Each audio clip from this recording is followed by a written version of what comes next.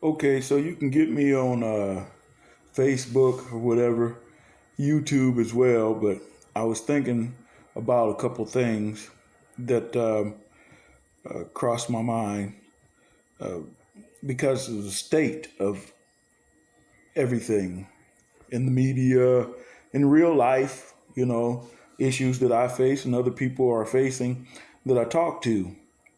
Things like I got notes here. Let's see. Uh, for instance, the retirement age. It seems like the longer we live, the more they increase the retirement age. And that doesn't seem feasible to me in the human condition. It doesn't seem like that would be a thing that one human being would do to another human being. You look at the amount of years that we live after retirement versus the amount of years that we have to work, you see. And obviously, we have to work more years than we're expected to live after retirement. And that's not a good thing in the human condition. Most people would want to, if they had to work, would want to maybe have a certain amount of time to work and then enjoy a good portion of their lives afterwards. And I'm thinking to myself, I was like, what kind of human being would do this? I'm thinking to myself, maybe the conspiracies are true about aliens. There's got to be somebody running this who's completely disinterested and callous to the human condition. But then I started listening to some of the things that people were saying. And so some of these people, they actually will treat other human beings in this manner. Before I go on, there was something I wanted to get out there. Uh, for got a group of people that I'm talking to and working with that have had their civil rights, their human rights, and parental rights violated. So if you have ever, if somebody's ever come to your door, if people have come to your door with guns and taken away your children, please contact me so we can have a discussion. I found some resources available to help people in need that have experienced this tragedy. Okay, and then and back to what I was saying. These people, yeah, possibly could be people that are this callous, that are doing this to other people. You know, like say for instance, I heard somebody on the news the other day say that people were giving up their personal liberty, having their personal liberty to work taken away from them in favor of a welfare state. You're having your personal liberty to work taken away. They'll just take and turn around words, and people just believe them. It's a great majority of people on the left that would hear this and concur, despite the condition that they're living in. Of course, they make a little bit more money, and so uh, they get to enjoy a few more things. And this is enough to allow them to reason it in their head that it is a good thing that a person, that they're telling us that liberty is to work. Okay, so I see, I went along and I wrote down some stuff here uh, in my notepad. It's a definition. Uh, on one side, what we have is the workforce, is what they're talking about. And then on the other side, we have the welfare state, the workforce state, the capitalist state. And on the other side, we have the welfare state. We don't want to get talking about the Constitution. Anytime something about the Constitution comes up, a part of the Constitution that is for the American people, the first thing they do is call it communism or socialism. That's the first thing they do, uh, because they've tricked people into thinking that the United States of America is a capitalist nation, and it is not. It's not a capitalist nation. It's not in the Constitution anywhere or the Declaration of Independence that we are a capitalist nation.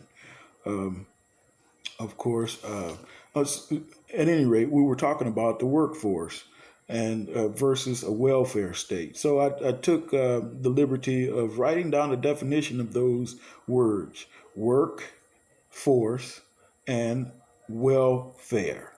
Okay, so let's start out with work. Work, a task or tasks to be done, undertaken, something a person or a thing has to do. That's work. Force, coercion or compulsion, especially with the use of threat of violence. That's the definition of force. Workforce, a task or tasks to be done, undertaken, something a person or thing has to do through coercion or compulsion, especially with the use of threat of violence. In this case, coercion equals if you want to eat or live, you must work for the people who benefit or profit from the economy. And they just tell you what to do. That's the workforce. Now, welfare. And this is what they say is bad. They tell it, it's like Eddie Murphy was trying to give us a preview of what was coming. Well, it was probably back then as well. It's probably pretty obvious, but it's like evil is good or something. Well, the definition of well, in a good or satisfactory way. Well, fair, in accordance with the rules or standards, uh, it's legitimate. Uh, and we do have, that's where I disagree with the welfare state just a little bit, because according to the rules and the standards of what and what idea of legitimate does a person have, or the leadership, or the people running the program have? What do they figure legitimate is? And I would say that a person needs to refer to the Constitution for that, and refer to the Bill of Rights and uh, human rights to get those things that are totally ran over in the courts today. But anyway, well, in a good or satisfactory way, fair, in accordance with the rules or standards, uh, and is legitimate. And I would add, with the Constitution, with the laws of nature, of living things, I would say. And that's the reason we need a strong leader to be able to run a welfare state. Um, Not to say that we're not going to have a workforce, but the difference is uh, a person has the ability to say no, not coercion. If a person has to work to eat and to live, that's slavery. Um, it's plain and simple. If a person is forced into work by other people, that's slavery. You can't get around it. So, with the what's going on now, people a minimum income. They're trying to get it to where there's a minimum income, to where people can have a choice to be able to say, yes, I want things. I want more than what I have, of course, but um, I don't have to take your job if you're not willing to pay me uh, what I want to do that job. You know, so it's like they're saying that people are getting paid to stay home. Not really. The what is happening is that uh, people are staying home because uh, other people that they work for are hoarding the money and taking all the capital for themselves. And so, as long as that exists, and the people with the money and the control the media, uh, they really want for us not to have that choice. You know, take away their benefits uh, so they, can re-enter the workforce or be forced to work. And these people, they just people just don't know it. That's all. That's all for now. Again, I'm going to reiterate. What did I have here? Uh,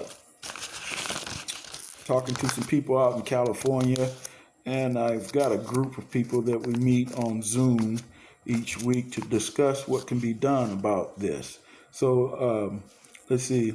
Did some agency take your kids while he or she was at school? If that's happened to you, please contact. Uh, let's see. Has any armed people shown up at your door and taken your children away from you? And so we have we have a lot of resources available to put the pressure on this particular organization that has clearly overstepped its bounds in our communities today. And so if you would just if you leave me a message, I would get back with you and give you the directions to the people that you need to contact so that we can maybe go forward in a it's our responsibility as people to rein in some of this overreach by the state and local governments. Thank you.